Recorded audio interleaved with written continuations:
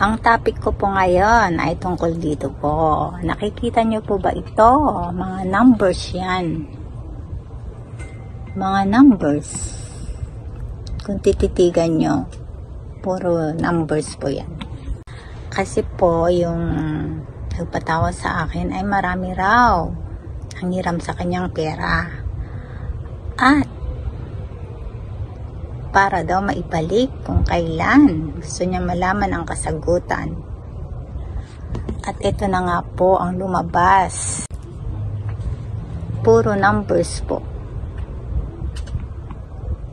Titigan nyo po yan. Iba-ibang numbers.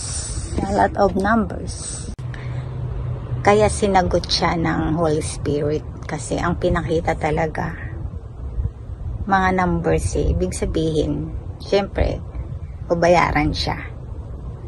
At siguradong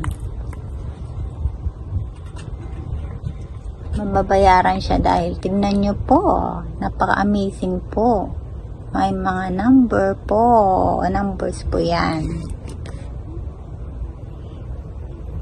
Syempre po, pag magpapahiram tayo ng pera, pipiliin natin yung marunong magbayad.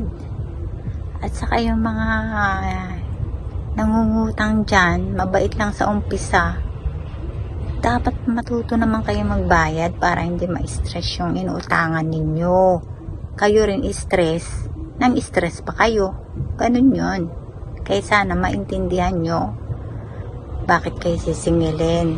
Dahil, syempre, hanap buhay nila yun. Sana maintindihan nyo yun. Kung bakit nagagalit minsan ang taong naniningil dahil hindi kayo marunong magbayad. Kaya bayad na po kayo. Salamat po.